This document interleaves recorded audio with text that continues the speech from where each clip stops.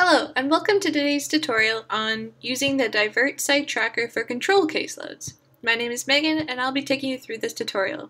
On our first tab, we have caseload ID. This is where we can enter in the name of our caseload, so let's say our caseload name is 1, the person who's entering the data, in my case it's Megan, and the date the caseload was opened, which is today's date, August 2017, on the 28th. The end date I'll leave open because this caseload is still open to new clients.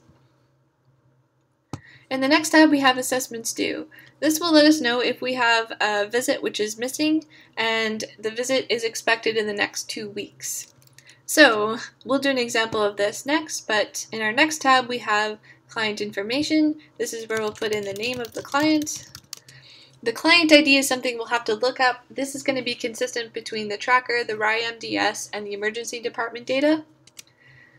If the client was in the DIVERT risk subgroup 9, 10, 14, or 15, if they were a new or existing client, any comments. The assessment date and the enrollment date are usually the same. The assessment date is the first date of clinical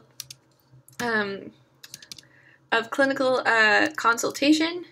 Let's say this is February 3rd, and the enrollment date is the date that the client was entered into the trial. Let's say this is also February 3rd. The week 8, week 15, and 6-month visit dates will automatically fill to let us know the expected time these visits will be due. Now, if we go back to the assessment due tab for a second, we can see that we now have an assessment due in the next 2 weeks.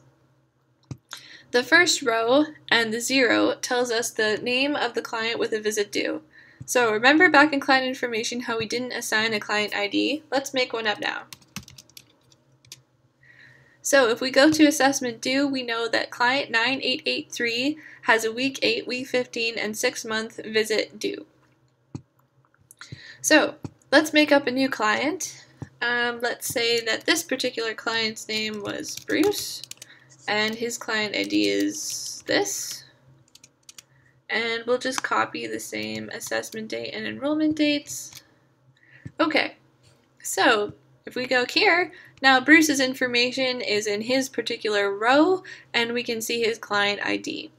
Now let's pretend that Bruce stopped receiving home care services and is no longer expected to get a 6-month visit. Well, if we want to get rid of the reminder, we can simply delete it. Okay?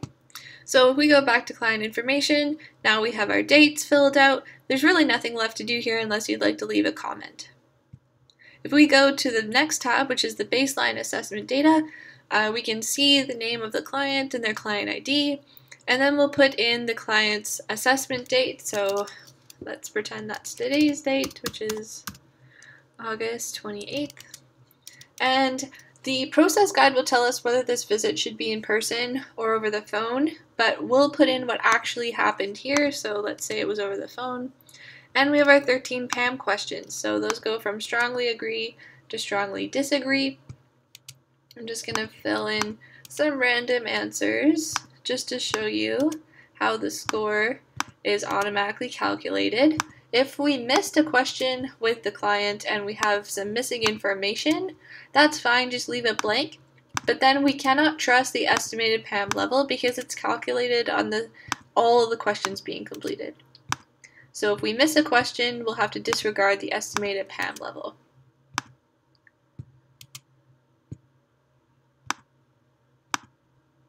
Okay, so based on our scores, this client is at PAM level 2, and we can use that information when we tailor our intervention to the client's educational status and their needs.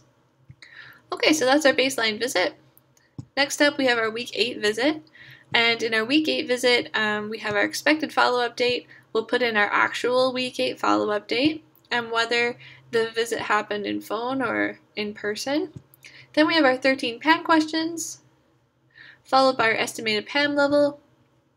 Then we have our 14 symptoms questions. So these are taken from the RIMDS, and they include things like if they received their influenza vaccination, any loss of appetite, any chest pain, loss of bowel movements, and so on. And this will go all the way to question 28, which talks about compliancy with medications. In our next tab, we have week 15. and we'll enter in our actual week 15 follow-up date, whether it was in phone or in person. Then we have our 13 PAM questions, followed by our estimated PAM level, then our 14 symptoms questions. And now, because this is week 15, we have our quality of life questions as well. This is the only time the quality of life questions will appear. They're also the same as the RIMDS questions, so they have the same drop-down response options. And it goes from question 29 all the way to question 49, which talks about pain. Okay, then we have our 6-month visit date, and we'll put in the exact same information as before, so our 6-month follow-up date, whether it was in phone or in person, our 13 PAM questions, we have our estimated PAM level, and then we have our 14 symptoms questions. So for the 6-month visit, if this does not actually happen because the client is no longer receiving home care services, we can just leave this blank. Thank you very much, and hope you enjoyed this tutorial.